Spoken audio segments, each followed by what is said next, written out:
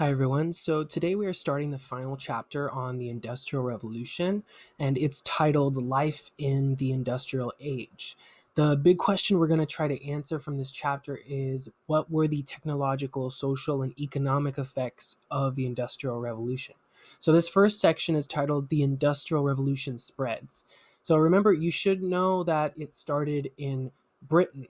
And now the question is, how did science, technology, and big business promote industrial growth?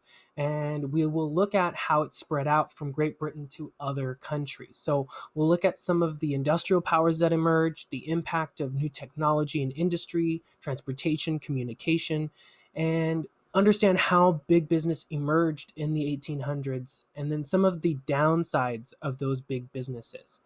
So first, well, what happens is once Great Britain begins to industrialize, other countries want to try and catch up.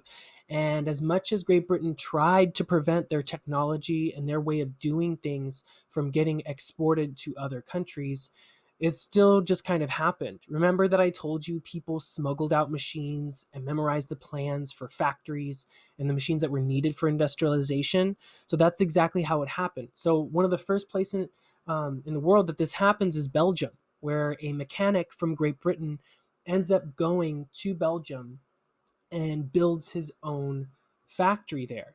And so once that technology escapes, other countries are able to kind of follow what Great Britain did and build upon what Great Britain had already started.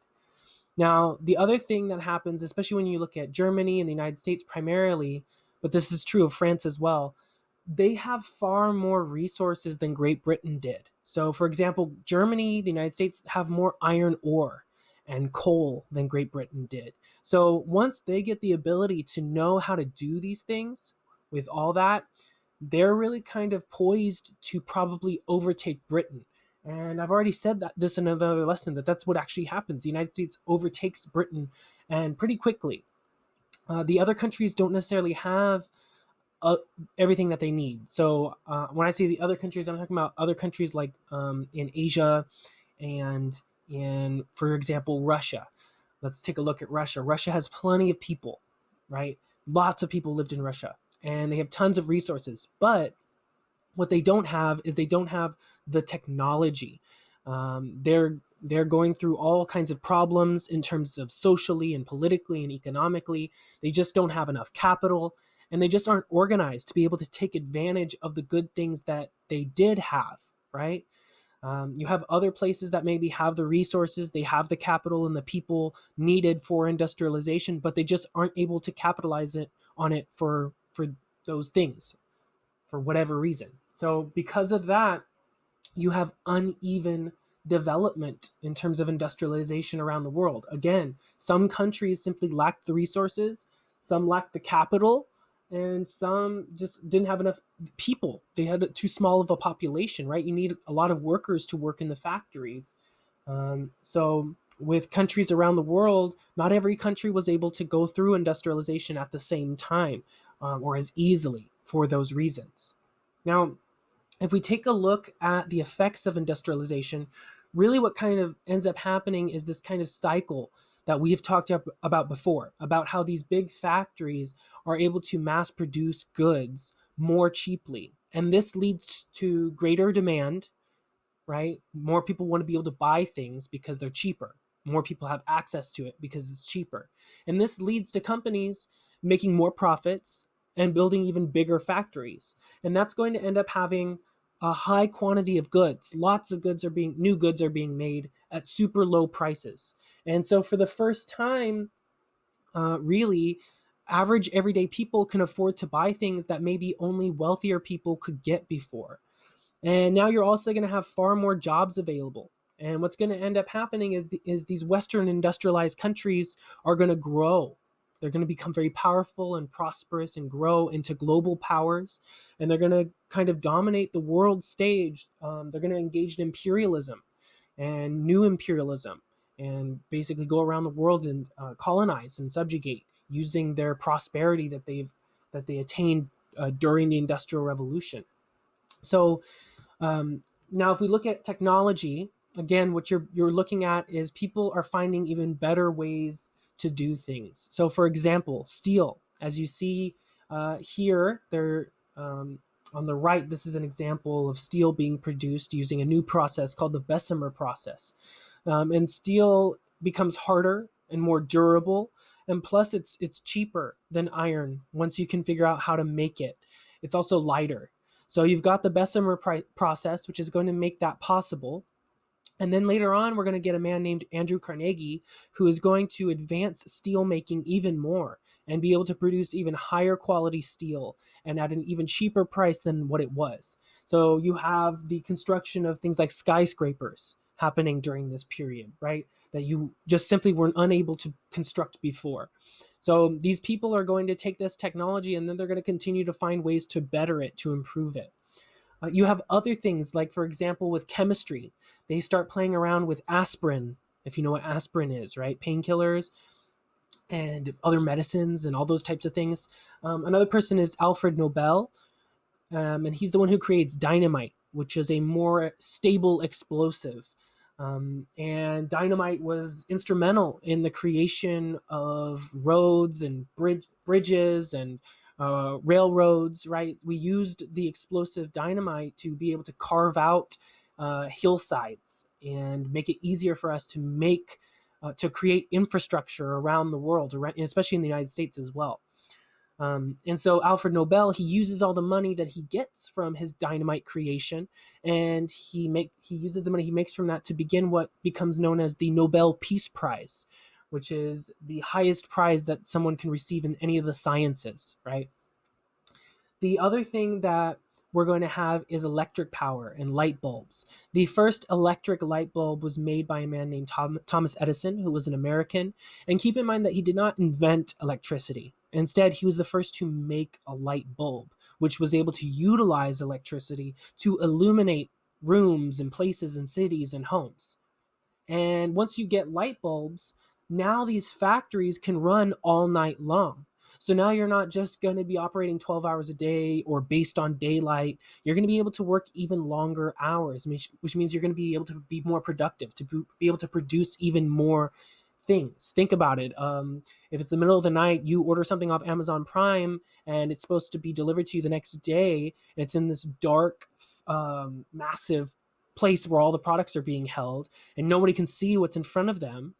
How are they going to ship it to you, right? Because we have lights, we're able to illuminate dark spaces and work overnight. You can have that person who's working on the conveyor belt getting your products shipped to you overnight, right?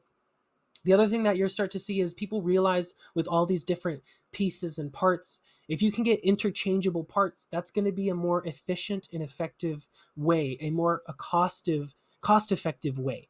So again, remember that interchangeable parts are identical pieces of or components of a product that could be used in place of one another.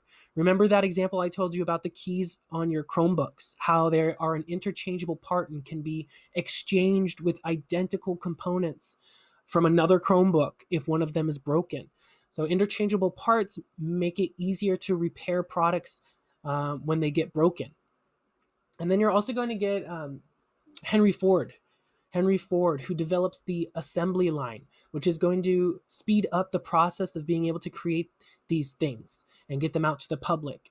And in his case, it made it easier and more effective to, as you can see on this picture, make cars. And so this made cars much cheaper and much more accessible to the average American than ever in history, right?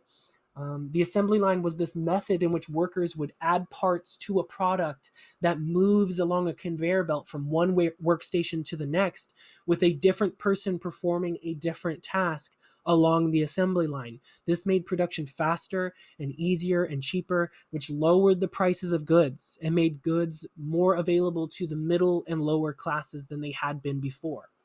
And you can see that in this image here on the bottom left. So with transportation and communication changes, we need to be able to get information and we need to be able to get things across the world much more quickly.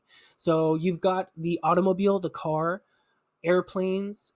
It's going to take a while before you get these commercial flights like in jets where you get people being transported across the oceans as we do today, because a lot of these first planes that are created are small single or dual pilot planes. It isn't until like the 1920s and 30s, really the 1930s, when you get these much bigger planes that can transport lots of people.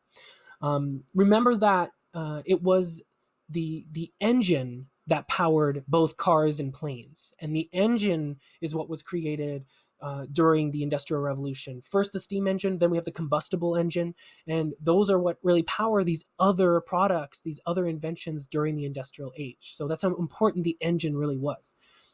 And also remember that it was in 1903 when two American brothers named Orville and Wilbur Wright, who designed and flew an airplane in North Carolina.